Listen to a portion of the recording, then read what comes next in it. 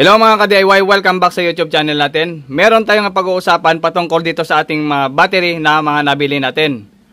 Ito yan mga ka-DIY, yung mga battery aking nabili.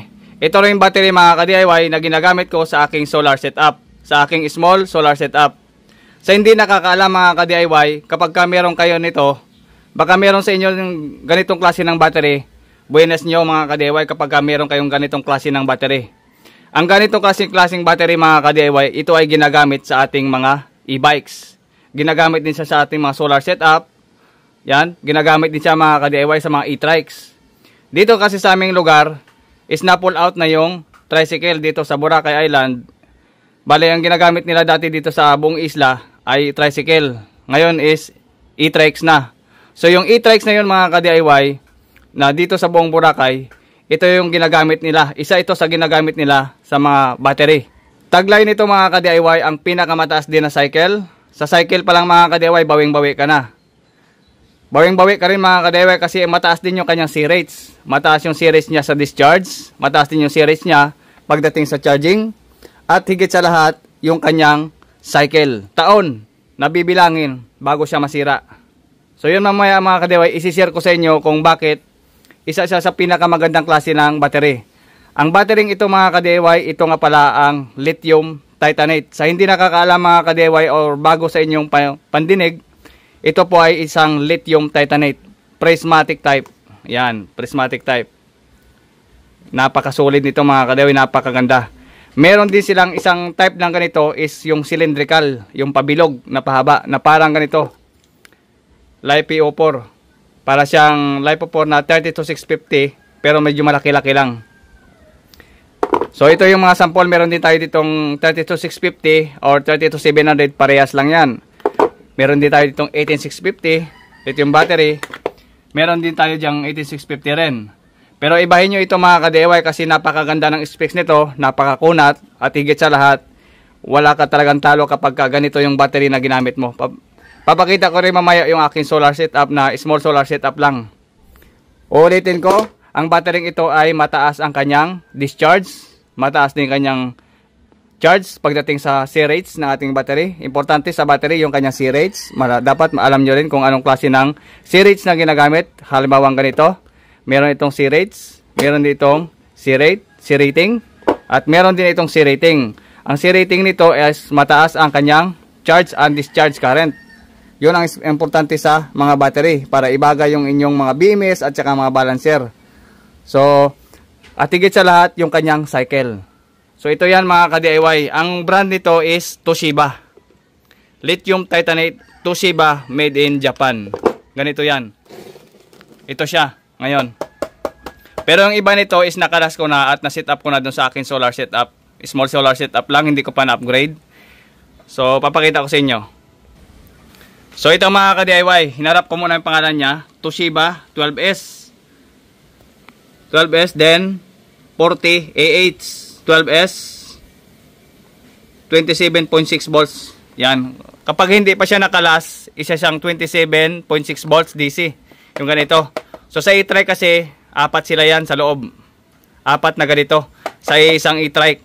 Ito yung pinaka-case niya, ito yung battery niya. Lithium titanate yan. Kung napapansin nyo, hindi ko pa siya nabuksan. Bubuksan natin yan kasi mag-a-assemble ako ng battery para sa solar. Ito yung gagamitin kong battery para sa ating mga solar. Yan, isi-share ko sa inyo. So, ang laman nga pala ng ganitong klase ng box, baka meron kayong naitago na ganito or mga ganito nakikita nyo minsan sa mga junk shop, baka meron naligaw. Bilhin nyo mga ka-DIY kasi napakaswerte nyo kapag makakuha kayo ng ganitong klase ng battery. Yung pangalan nito is 12S, ibig sabihin yan 12 series. 12 series, 2P. Ang laman kasi nito is 2P. 2 parallel, 12 series. Ito yon. 12 parallel, 12 series. Kasi ang isa nito is 20 AH. Pagka nag-parallel tayo ng dalawa, ibig sabihin, nakaparallel yung dalawa, positive at saka negative, magiging 40 AH yan. Kaya ang kinalabasan dito is 40 AH kasi nga naka-parallel siya sa dalawa. Kasi ang isa nito is 20 plus 20. Pag pinarallel mo yan, magiging 40 AH. Kaya ang laman nito is 40 AH, 12S, 12 series. 24 pieces kasi yung sa loob nito. 24 pieces na naka 12S. Yan, tagda dalawa. Okay? So, ang lithium titanate nga pala mga ka-DIY ay meron siyang advantage at meron din siyang disadvantage compare dito sa ating mga 32650 at saka mga 18650. Ang advantage nito mga ka-DIY malalaman nyo mamaya. So kapag ito kasi ay uri sila ng mga lithium, kagaya ito, lithium din na yung 18650, lithium din yung ating LiPo4 o 32650, lithium din ito. Hindi kagaya ng mga gel type at saka lead acid, sila yung mga 50% DOD, depth of discharge. Ito naman kasi sila yung uri ng mga 80% na depth of discharge. Yan, so mataas yung kanilang mga discharge, 80% na kagad, hindi kagaya sa mga gel. Sa mga gel type, yan po ay mga 50% lang. 50%. Yung ating lead acid naman, lead acid, yan po ay 50% din. So yung sa 100% na fully charged ng battery, sa 100% na fully charged ng battery, 50% lang yung magamit mo. Yung 50% maiiwan sa battery. Sa gel type, ganun din sa lead acid, 50% yung maiiwan. Yung 50% mo, yun yung gagamitin mo sa iyong mga load, sa mga ilaw, electric fan mo, sa inverter. Yan yung 50% lang yung magagamit mo. Yan yung dalawang klase ng battery na 50% yung maiiwan sa battery, 50% yung magagamit, pero hindi talaga totally 50% to. Ang matitira lang talaga dyan, usually mga 30% na lang.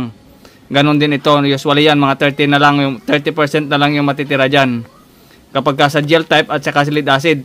So, ibahin natin yung mga lithium na kagaya nito, na 32650, ganito, at saka yung ating LTO or lithium titanate, at saka 18650, or mga prismatic type. Yan po ay sa 100% fully charged, yung 20% dyan, yung maiiwan sa battery para hindi mamatay yung ating cell. Yung 80% nito, yung 80% nyan, yun yung gagamitin natin as a load. Papalagay na lang natin na bawasan pa natin yung 80%, palagay na lang natin na magiging kahit mga 60% na lang is malaki pa rin. So, yung ano talaga ng mga lithium is 80% talaga yung magagamit natin at yung 20% yun yung maiiwan sa battery para hindi masira yung ating mga battery cell. So ano naman ang pinagkaiba nitong dalawang ito ng 32650 dito sa ating lithium titanate? So ito, wag muna natin, isang tabi lang muna natin yan yung ating 18650 kasi medyo mahaba talaga yung vlog kapag kaubusin natin yan. Dito mga ka-DIY, bibigyan kayo ng example. Ito yung ating lithium titanate, yung tinatawag na LTO, prismatic type na lithium titanate, LTO, o lithium titanate oxide, LTO. So dito naman, ipag-compare natin yung 32650 dito sa ating lithium titanate. Kung mapapansin natin, sa nominal niya is 2.4 volts. Yan yung binigay na specification doon sa Google. Ito po ay nakuha ko sa Google sa mismong company nila ng ating titanate. So, yung nominal niya is 2.4 volts. Sa fully charged naman is 2.9 volts. Per cell yan mga ka-DIY, per cell. Per cell po ito, per cell. Dito naman sa discharge niya is 1.5. Sa cut-off niya, 1.5 volts. Sa maximum charge is 10C. Sobrang taas. 10C, 200 ampere sa isang battery yan. Charge and discharge sa kanyang C rates is 10C. So, mataas yung kanyang discharge and charge current. Yan, sa charge current po yan. Dito naman sa life cycle niya is 25,000 cycle. Grabe, ang taas. 25,000 cycle. So, sobrang taas nito mga ka-DIY. Tapos sa capacity naman is 20 Ah ito. 20 Ah yung ganito. 20 Ah. Sa price naman, halos sobrang taas niya. Kung gagawa tayo mga ka-DIY ng 12 volts na battery pack, 12 volts din na battery pack dito sa kabila. 12 volts lang muna tayo. Sa 12 volts kasi mga ka-DIY, para makabuo tayo ng 12 volts nito, 12 volts configuration sa ating mga battery setup. Halimbawa, meron kasing 12 volts na setup natin sa bahay, sa solar setup natin, meron din tayong 24 volts o higit pa, mas mataas pa, 48 volts o medyo mataas pa. So yung gagawin natin ngayong setup is 12 volts lang muna para makabuo tayo ng battery pack para sa ating solar. Yung mga 12 volts lang muna. So 12 volts lang tayo. 12 volts battery pack yung bubuuhin natin. Titingnan natin kung anong pinakaiba ng 32650 dito sa ating lithium titanate.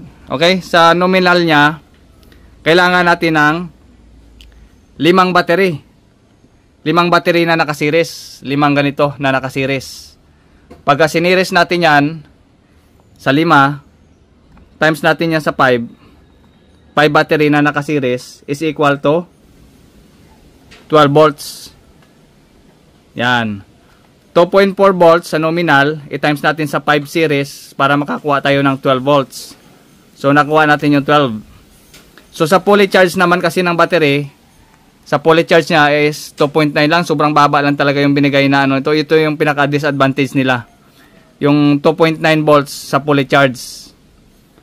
Okay, sa fully charge naman, i-times din natin sa 5 yan. Sa 5 series. Para makakuha tayo ng 12 is equals to 14.5 volts. So, nakakuha tayo ng fully charge sa 5 series. Nakakuha tayo ng 14.5 volts. So, pwede pa yan sa 12 volts natin, 12 volt setup. Sa cut-off discharge naman is nakakuha tayo ng 7.5 times 5 is equal to 7.5 volts. Yan. So, kung titingnan natin, ito yung pinaka nominal niya, 12. O yung steady na voltahe, 12. Tapos kapag ma-full charge natin, kaya niya mag-full charge na 14.5 volts. Mas maganda ito kapag SRNA yung ginamit natin na solar charge controller kapag solar yung gagamitan natin. Dito naman sa cut-off ng battery, kailangan maiiwan ito. Kailangan maiwan itong 7.5 volts. Hindi na dapat mag-drop yung voltahe kasi baka masira yung ating battery. Kung mapapansin nyo mga ka-DIY, ang taas talaga ng C-rate niya. 10C, biruin mo 10C. Yung ating LiFePO4 nga mga ka-DIY is 1C lang eh. Yan o. Tapos sa discharge current at charge current is kaya niyang mag-handle. Sobrang efficient talaga mga ka-DIY. 200, napakataas nito. Ang taas, grabe. Tapos ito naman yung life cycle niya. Yung tagal. Taon ang bibilangin para masira ito mga ka-DIY, yung lithium titanate. Ito titingnan nyo, papanoorin nyo.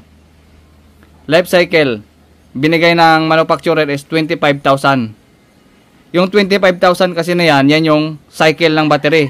Isang low bat, isang charge, 1 cycle. Ibig sabihin yun, 1 cycle. Yung battery. So, kapag dinivide natin yan sa 365 days, yung tao, kasi ang 365 days, yan po ay 1 year. 1 year po ang ibig sabihin yan, 365 days. I-divide natin yan, ang 1 year, sa cycle ng battery, makakakuha tayo ng 68 years. Biruin mo mga ka-DIY, buhay yung battery mo na 68 years. Baka yung nag-assemble nga, patay na, no? Sa 68 years na yan, grabe ang tindi. So, napaka ng battery ito, napaka-efficient, talagang magugulat ka sa specs talaga. Pero mamaya, may disadvantage yan mamaya, titingnan natin. Sa capacity kasi niya is 20 Ah. So, sinabi ko naman kanina dito. 20 Ah yung bawat isa. Depende sa variant kasi mga ka-DIY, meron din nitong mas mataas pa na AH.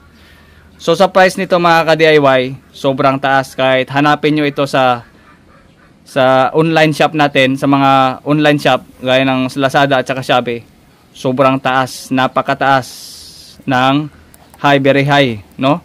Sobrang taas ng kanyang price. Hindi ko na lalagay dito yung presyo, pero kayo na mismo ang magtingin o tumingin sa mga online kung gaano siya kataas.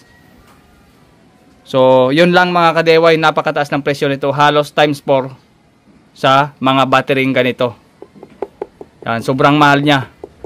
So, mahal pa siya dito sa mga 18650, sa mga branded din. So, yun mga ka-DIY, grabe, napakataas na kanyang specs. Kaso nga lang, ang kahinaan nito, pagka bumuo ka ng 12 volts battery pack, 12 volts battery pack, hindi available sa kanya yung BMS. Yung BMS, hindi available. Yung balancer naman, yung balancer natin is available din naman sa balancer natin is available yung 5S. Kailangan mo ng 5S kasi para makapagbuo ka ng 12 volts configuration battery pack. Okay? So, bibiruin nyo mga kadeway, 68 years. Ang taas na kanyang C-rate. Charging at discharging, 10C. Tapos yung kanyang 200 ampere. Napakataas nito. Grabe, napakataas. Solid talaga pagka makabili ka ng ganitong klase ng battery. Dito naman tayo ngayon sa ating 32650. Sa nominal voltage mga ka-DIY, pag dito sa nominal voltage niya, kapag 12 volts yung binuo natin sa kanya, pag 12 volts battery pack, ito ay base lang naman sa Google na hinanap natin sa specs ng mga 32650. Kasi lumabas na rin yung mga 6,000 mAh nito, meron din 5,000 mAh. 5,000 mAh, meron din mas mababa pa. So yung binigay kasi na specs ng base sa Google is, yung kanyang nominal is, yan, 3.2 volts. Yung 3.2 volts, para makabuo tayo ng battery na 12 volts pack, kailangan natin ng apat na series, ganito, 4. 1, 2, 3, 4. 12 volts ito. 12 volts setup yan. Kaso nga lang, isa-isa lang. So, kailangan natin ng 4 para makabuo tayo ng 12 volts. Times natin sa 4 para makabuo tayo ng 12 volts battery pack. So, ang ano natin dyan, kapag 3.2 times 4, makakuha tayo ng 12.8 volts. Yan, 12.8 volts. Kapag fully charged naman siya, i-times natin sa 4, makakuha tayo ng 14.8 volts.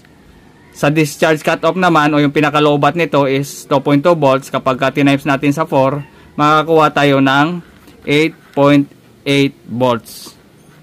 So usually makunat kasi ang 32650 kasi nag-assemble din ako ng ganito, so makunat din sila. So yung standing talaga nito is pag umabot siya ng 13 volts, talagang makunat siya. Doon yung kunat niya sa 13 volts. 13.2 volts, doon yung pinakakunat ng ganito. 32650 base na rin sa pag-assemble natin ng ganito. Sa maximum discharge naman is 1C. Bibiruin mo 1C lang sa discharge. Kumpara mo dito, 10C. Ang layo, di ba? 1C, 10C. O, dito naman tayo sa life cycle niya. Ang life cycle na binigay ng 32650 is 2,000 lang. 2,000 to 5,000 cycle.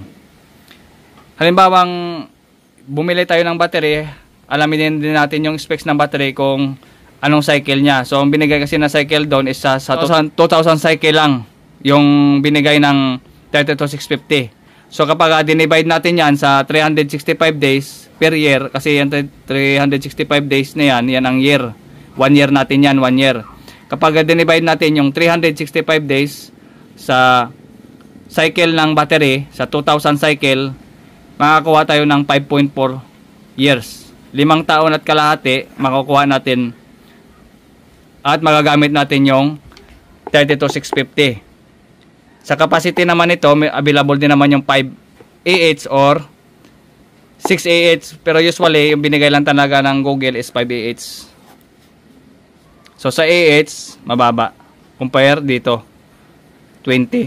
So, available din naman yung mga ibang klase ng battery pagdating sa AH. Kasi yung AH na yan, tumutoko yan sa ampere hour or yung capacity ng battery. Ampere hour, tawag dyan, AH. Kung sa equivalent din naman natin sa milliamp hour, so 5,000 yan. 5,000 milliamp hour. Milliamp hour, mAh. Pagka sa ampere naman, binase natin sa ampere, makakuha tayo ng 5 ampere o 5 ampere hour. Yan. Sa price naman nila, ito ay nasa 125 pesos. Sa presyo, 125 pesos lang to. O medyo mataas-taas pa. So, sa presyo nila, ito maabot kasi ito ng 4,000, 5,000, 6,000, 7,000 o mas mahal pa yung lithium titanate. Pero available naman, ang pinagka-iba ng dalawa is available sa kanya yung BMS o Battery Management System. Available sa market para sa LiPo4. Ganon din sa mga 18650. Available din yun sa kanya, available din dito yung balancer. Balancer natin, available din naman sa kanya. So panalo pa rin itong BMS niya at saka balancer. Mas maiging merong BMS at saka balancer yung ating battery. Ito naman is pagka binuo mo sa 12 volts, wala siyang BMS pero may balancer siya. So kahit wala tayo ditong BMS, dahil sa taas ng C-rates niya, kaya niyang handle yung current. Basta alam din natin yung C-rates ng battery. Sa ganito kasi sa lithium titanate is kaya niyang mag ng 200 ampere sa charging. So ibase na lang natin kahit wala tayong BMS dito, basta meron tayong balancer. Yun, so kaya niya dahil sa sa C-rate ng battery. So alamin din natin kung ano yung ating charging at discharging na ginagamit. Kung yung charging natin at discharging din kung pasok dito, pwede nating i-apply ito na kahit wala siyang BMS. Yan, so ang full charge niya is 12.5. Ito yung full charge niya. 14.5 volts, ito yung fully charged. Yung low bat naman ito is 12 volts. Yung pinaka cut off niya is 7.5, kailangan hindi na umabot dito para maingatan yung ating battery na hindi masira yung ating cell. So dito lang tayo sa 14, pagdating ng 12 i-charge na natin para maging 14 volts. Kailangan dito lang na naglalaro sa dalawa para hindi masira yung ating battery. Ganon din dito sa LiPo4 natin sa 32650 or 32700, yung ating full charge yan is 14.8. Yung ating nominal na 12.8, yan pinaka nominal. So usually 12.8 or 12.9. Yan yung voltahe na lagi natin alalahanin na dapat hindi siya bumaba ng 8 volts. So dito lang tayo kapag alam na natin na yung ating battery pack ay umabot na ng 12.8. So i-charge na natin. So wag na nating pipilitin pa mag-drop ng hanggang 8.8 volts. Kailangan bago pa siya mag 12.8 volts, so dapat ma-charge na natin para magkaroon tayo ng 14 volts. So dito lang naglalaro sa dalawa, low bat at saka charge, low bat at saka charge. Din dito sa kabila, ganun din. So yun lang mga ka-DIY. So do sa akin setup, titingnan nyo do sa setup ko na wala akong nilagay na BMS, walang balancer yung setup ko. Kasi nga dito ako nag-base. Okay, so yun lang mga ka-DIY, tara panoorin natin. So bale ito pala yung aking small setup dito sa aking lithium titanate. So hindi ko pa natatapos kasi nga i-upgrade ko pa ito. So kung napapansin nyo, yung kanyang voltahe is 14.4, fully charged na yan sa ngayon. Napapansin nyo, nagbi-blink na. Yung wifi ko, dito ko na kinukuha yung aking Converge na wifi, dito na rin. Yan yung aking breaker, simple setup lang muna. Tapos yung aking LBD, hindi ko pa nakakabit. So mayroon pa tayong mga reserva dyan ng mga pang electronics din. Tapos ito naman yung aking 200 AH na lithium titanate. Yan. So wala pa siyang BMS, wala din siyang balancer. So dahil sa taas ng C-rates niya. Yan, kahit sa wala, nasa malapit na rin ito mag 1 year yung battery ko.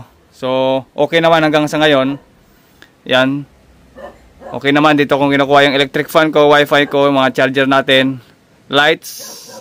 So up and down yung bahay na to. So nilagyan natin ng lights na 12 volts. Tapos nilagyan natin ng mga 12 volts lang muna tayo setup. Yan, yung 12 volts na setup ko. Ayan. So pag hindi pa ito natapos kasi nga ibabaguhin pa natin, bibili pa tayo ng mga equipment na to. Ito babaguhin ko yung mga niya, breaker. Babaguhin natin yan. Ilalagay natin sa magandang posisyon, tapos yung pag-wiring, ituturo ko na lang sa inyo sa susunod kapag na-kompleto na natin. Inverter. Meron akong inverter dyan doon sa loob ng bahay, kaso nga lang na maliit. Maliit yung inverter na ginamit ko. Yan. So ang maximum lang kasi ng ating SRNE is lang 10 amps lang. 10 amps lang ata yung niya, discharge niya dito sa DC. Yan, 10 amps. May maximum discharge lang siya. Maximum ampere pala. 10 ampere yung maximum nito. So yan ang ginagamit ko. So 24/7 yan gumagana yung ating setup. Yan. So in-upgrade pa natin to sa susunod na mga vlog natin. Okay? So hanggang dito lang muna. Nyo na lang mga ka-DIY yung next vlog natin. So magbubuo tayo dito ng 12 volts na battery pack gamit yung ating lithium titanate. Pero yung update natin dito sa kabila, dito wala pa. Yan, so inaantay pa natin yung nito, yung customer natin. Antayin muna natin yung battery na pinabili natin para yan ay maayos na natin para sa part 2 natin dito. So hanggang dito lang ating video mga ka-DIY. Maraming salamat sa inyong panonood. This is JM Tutorial. Bye bye.